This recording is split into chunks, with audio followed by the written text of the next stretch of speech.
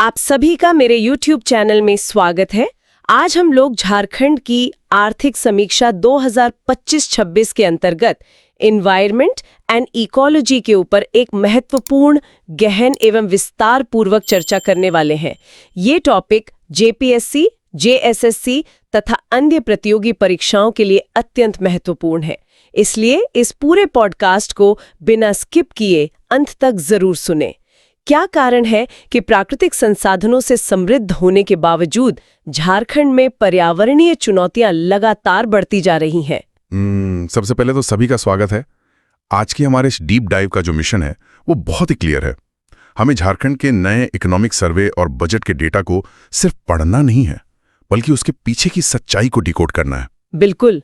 और शुरुआत करने के लिए पहली 2 स्लाइड्स में झारखंड के इंडस्ट्रियल जोन्स और हरे भरे जंगलों का एक तुलनात्मक मैप दिखाया गया है।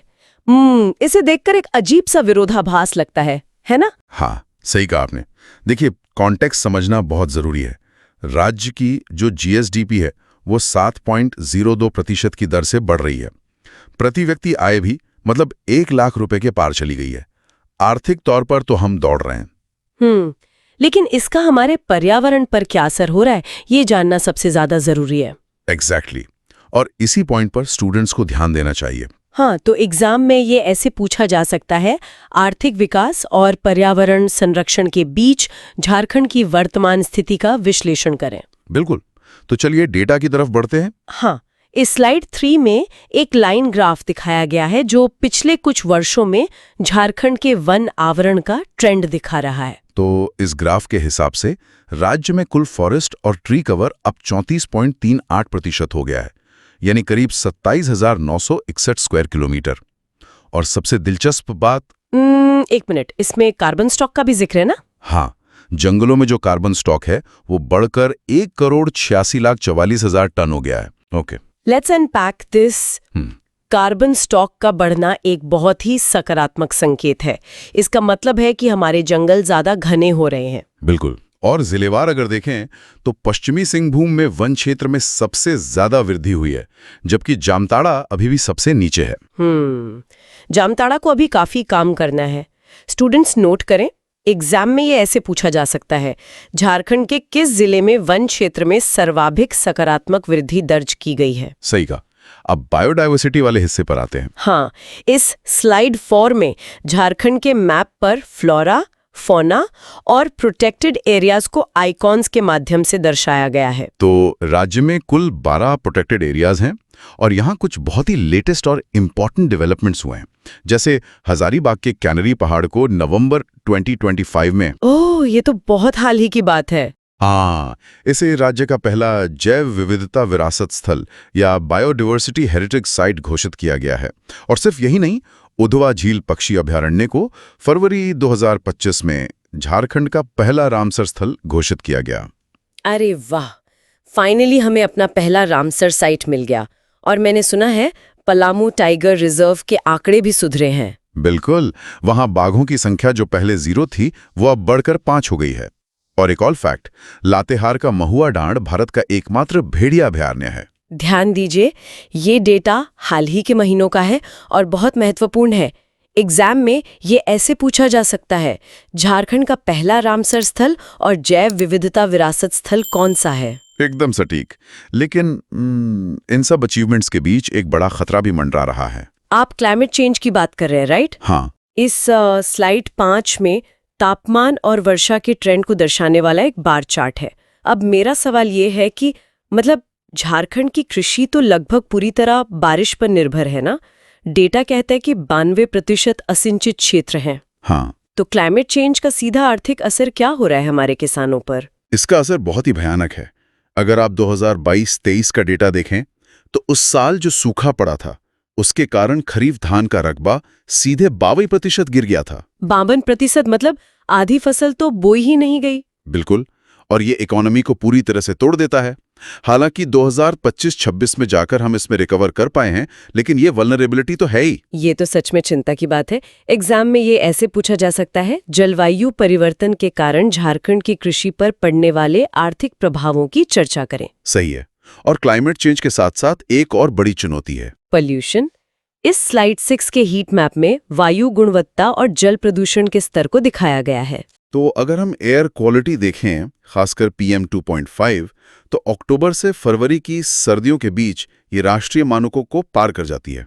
हाँ, सर्दियों में स्मॉग बहुत बढ़ जाता है। लेकिन व्हाट्स फैसिनेटिंग हियर इज कि सबसे कमजोर कड़ी एयर पोल्यूशन नहीं बल्कि सॉलिड वेस्ट मैनेजमेंट है। कचरा प्रबंधन। हाँ, राज्य में शहरी कचरा प्रसंस्करण केवल 60% है, जबकि हमारा नेशनल एवरेज 81.20% है। हम राष्ट्रीय औसत से 21.2% पीछे हैं। मतलब बाकी का 40% कचरा बिना ट्रीट हुए ऐसे ही पड़ा है। हाँ, और राज्य में 540 टन प्रतिदिन यानी 540 TPD कचरा प्रसंस्करण क्षमता की भारी कमी है। ये पॉइंट बहुत महत्वपूर्ण है। एग्जाम में ये ऐसे पूछा जा सकता है, झारखंड में सॉलिड वेस्ट मैनेजमेंट के समक्ष प्रमुख चुनौतियां क्या हैं? और ये जो कचरा प्रोसेस नहीं होता, वो आखिर जाता कहाँ है? पानी में ही ना? बिल्कुल। वाटर रिसोर्सेज की हालत भी कुछ अच्छी नहीं है। इस स्लाइड 7 में वाटर साइकिल और भूजल उपयोग का एक फ्लो डायग्राम है। पानी की स्थिति काफी अलार्मिंग है। राज्य के 22 ब्लॉक अब सेमी क्रिटिकल, क्रिटिकल या ओवर एक्सप्लॉयटेड कैटेगरी में आ चुके हैं। और इसमें धनबाद की स्थिति तो शायद सबसे खराब है। हाँ, इंडस्ट्रियलाइजेशन की वजह से धनबाद में सबसे ज्यादा मतलब 74.34% भूजल का दोहन हो चुका है। Oh my God. और क्वालिटी की बात करें तो पानी में आयरन का पोल्यूशन 8.4% तक पहुंच गया है, जबकि नेशनल एवरेज सिर्फ 5.2% है। ये तो हेल्थ के लिए बहुत बड़ा रिस्क है। हालांकि मैंने सुना है कि सरकार ने कोई नया कमीशन बनाया है। हाँ, 2025-26 में जल संरक्षण के लिए झारखंड जल संसाधन आयोग की स्थापना को मंजूरी मिली है। ये एक अच्छा कदम है। एग्जाम में ये ऐसे पूछा जा सकता है, झारखंड के भूजल में किस खनिज का प्रदूषण राष्ट्रीय औसत से अधिक है और जल संरक्षण के लिए हाल ही में कौन सा आयोग बना है? बिल्कुल। अब थोड़ा सस्टेनेबल डेवलपमेंट गोल्स की तरफ चलते हैं। हाँ, यहाँ स्लाइड 8 में एक SDG ग्रिड है जो सस्टेनेबिलिटी गोल्स को लिंक कर रहा है। तो यहाँ कुछ पॉजिटिव न्यूज है। झारखंड में जो मल्टी डायमेंशनल पॉवर्टी यानी बहुआयामी गरीबी थी, वो 42.10% से घटकर 28.81% हो गई है। अरे वाह, ये तो बहुत बड़ा ड्रॉप है। हाँ, और हेल्थ इंडिकेटर्स में भी काफी सुधार हुआ है। जैसे मैटरनल मोर्टालिटी रेट यानी MMR अब 54 पर आ गया है। मतलब हम SDG लक्ष्यों, खासकर गोल 3, 6 और 15 की दिशा में तेजी से बढ़ रहे हैं। एग्जाम में ये ऐसे पूछा जा सकता है, SDGs को प्राप्त करने की दिशा में झारखंड के गरीबी और स्वास्थ्य संकेतों का विश्लेषण करें। सही कहा। और इन गोल्स को अचीव करने के लिए जो गवर्नमेंट इनिशिएटिव्स हैं वो भी काफी इनोवेटिव हैं। हाँ, इस स्लाइड 9 में वन और पर्यावरण से जुड़ी सरकारी योजनाओं के आइकॉन्स हैं। जैसे कि वन अधिकारों के लिए अबुआ बीर दिशोम अभियान चलाया जा रहा है। साथ ही एक 10-year फॉरेस्ट विजन प्लान भी लागू किया गया है। लेकिन जो सबसे इंटरेस्टिंग है वो है सीड बॉल पहल। सीड बॉल, मैंने इसके बारे में पढ़ा था। गुमला में करीब 6 लाख सीड बॉल्स बनाए गए हैं, राइट? हाँ, और पोल्हान प्रमंडल में तो ड्रोन्स के माध्यम से इनकी सीडिंग की गई है। ड्रोन्स से? बिल्कुल। और इससे मैनुअल प्लांटेशन के मुकाबले 10 गुना ज्यादा एफिशिएंसी मिली है।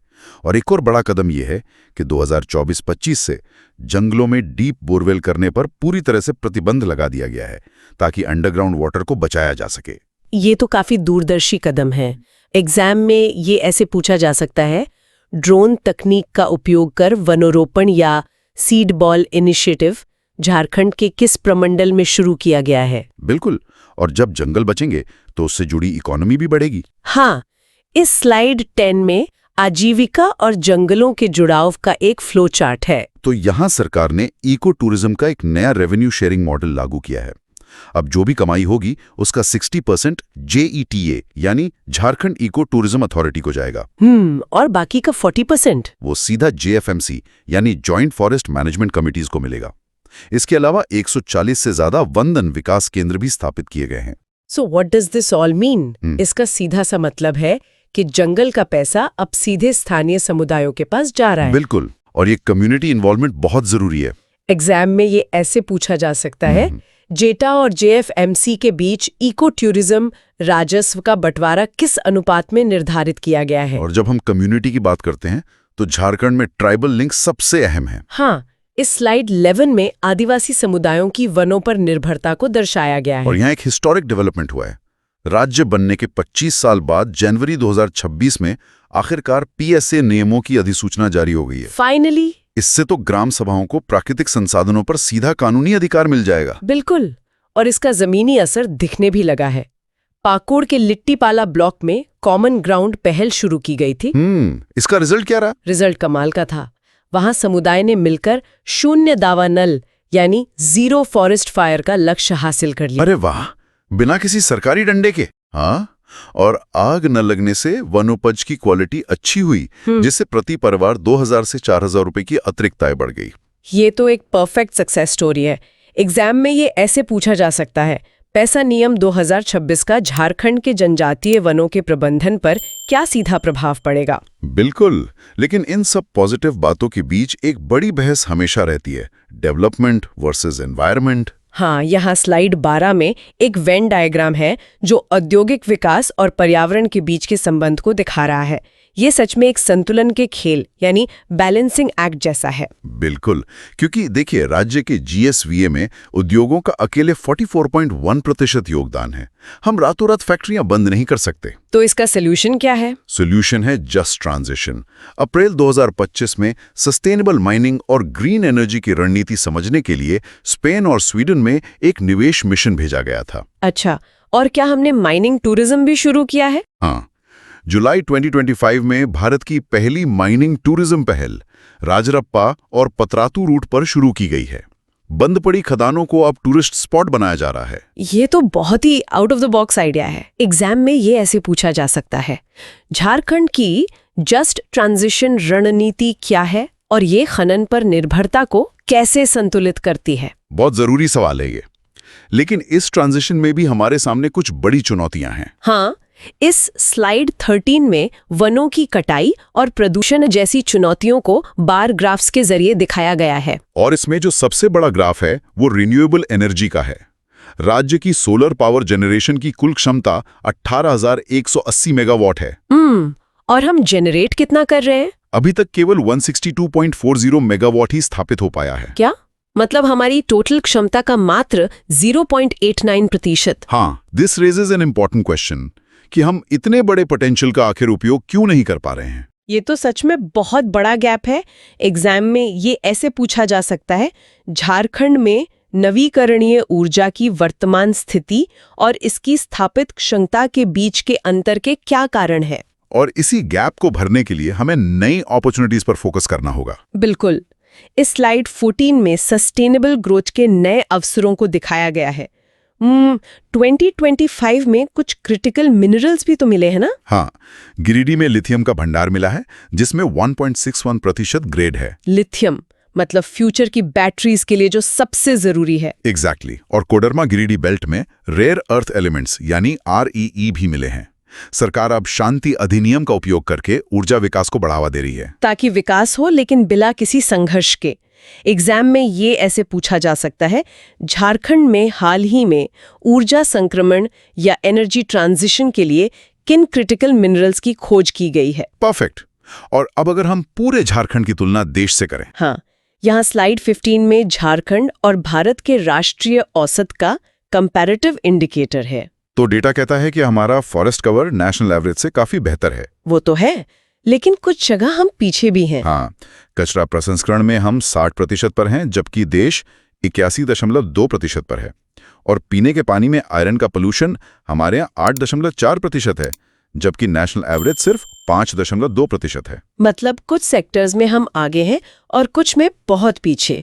एग्जाम में ये ऐसे पूछा जा सकता है, पर्यावरण और स्वच्छता के मापदंडों पर झारखंड की तुलना राष्ट्रीय औसत से करते हुए एक समीक्षात्मक टिप्पणी लिखें। बिल्कुल। अब आखिरी में अगर इस पूरे सर्वे को हम समराइज करें तो इस स्लाइड 16 में 5 प्रमुख निष्कर्ष यानी टेकअवेज दिए गए हैं। पहला है फॉरेस्ट कवर में आई स्थिरता। दूसरा, पीएसए 2016 के लागू होने से ग्राम सभाओं का सशक्तिकरण। तीसरा है कैनरी पहाड़ और उधवा झील जैसे नए संरक्षित स्थलों का बनना। और चौथा होगा जस्ट ट्रांजिशन की रणनीति। हाँ, और पांचवा है सोलर एनर्जी के उत्पादन में जो भारी अंतर है उसे पाटना। एग्जाम में ये ऐसे पूछा जा सकता है, आर्थिक समीक्षा 2025-26 के आधार पर झारखंड की पर्यावरण रणनीति के 5 प्रमुख स्तंभ कौन से हैं? ये मेंस के लिए बहुत अच्छा फ्रेमवर्क है। बिल्कुल। और प्रीलिम्स के लिए यहाँ स्लाइड 17 में डायरेक्ट एमसीक्यू ट्रिगर्स या फ्लैश कार्ड्स दिए गए हैं। एग्जाम के लिए नोट करें, कैनरी पहाड़ राज्य का पहला बायोडायवर्सिटी हेरिटेज साइट है, उधवा झील पहला रामसर साइट है, पैसा रूल्स जनवरी 2026 में आए, सीड बॉल ड्रोन तकनीक कोल्हान में शुरू हुई और माइनिंग टूरिज्म जुलाई 2025 में। ये सारे फैक्ट्स प्रीलिम्स में सीधे तथ्य आधारित एमसीक्यूज के रूप में पूछे जा सकते हैं। और मेंस के लिए इस स्लाइड 18 में मेंस आंसर फ्रेमवर्क दिखाया गया है। आप क्या सजेस्ट करेंगे, स्टूडेंट्स अपने आंसर को दूसरों से अलग कैसे बनाएं? देखिए, उत्तर लिखते समय forest cover, biodiversity, climate change, SDGs और सस्टेनेबल डेवलपमेंट जैसे कीवर्ड्स का जरूर प्रयोग करें। और अगर आप just transition, 10 year forest vision या जेटा जेएफएमसी रेवेन्यू मॉडल जैसे शब्दों का इस्तेमाल करते हैं तो उत्तर में एक अलग ही वजन आएगा। बहुत बढ़िया टिप है ये। एग्जाम में ये ऐसे पूछा जा सकता है, जस्ट ट्रांजिशन और पैसा का उपयोग करते हुए झारखंड के सतत विकास मॉडल पर एक निबंध लिखें। और अपने आंसर्स को बैकअप करने के लिए डेटा बहुत जरूरी है। हाँ, इस स्लाइड 19 में कुछ इंपॉर्टेंट स्टैटिस्टिक्स दिए गए हैं, जैसे वन आवरण 34.38% है, कार्बन स्टॉक 1,86,434,000 टन है, सोलर स्थापित क्षमता 162.4 मेगावाट है और भूजल आयरन प्रदूषण 8.4% है। स्टूडेंट्स इन आंकड़ों को रट लें। एग्जाम में मेंस के किसी भी उत्तर को प्रमाणित करने के लिए इन आंकड़ों का सीधा उपयोग करें। बिल्कुल। तो चलिए आखिरी स्लाइड की तरफ बढ़ते हैं। अंतिम स्लाइड सस्टेनेबल डेवलपमेंट के मार्ग यानी एक सस्टेनेबल डेवलपमेंट पाथ को दर्शाती है। आखिर में बस इतना ही कहूंगी, जरा सोचिए, क्या झारखंड अपने भारी औद्योगिकरण और आदिवासी नेतृत्व वाले पारिस्थितिक संरक्षण मतलब ट्राइबल लेड इकोलॉजिकल कंजर्वेशन के बीच संतुलन बनाकर पूरे भारत के लिए जस्ट ट्रांजिशन का एक रोल मॉडल बन सकता है? ये एक ऐसा सवाल है जिस पर आप सभी को विचार करना चाहिए। उम्मीद करती हूँ कि आपको एनवायरनमेंट एंड इकोलॉजी का ये पूरा पॉडकास्ट अच्छे से समझ आया होगा। अगर आपको ये पसंद आया हो तो इसे लाइक करें, अपने दोस्तों के साथ शेयर करें और चैनल को सब्सक्राइब करना बिल्कुल ना भूलें। धन्यवाद।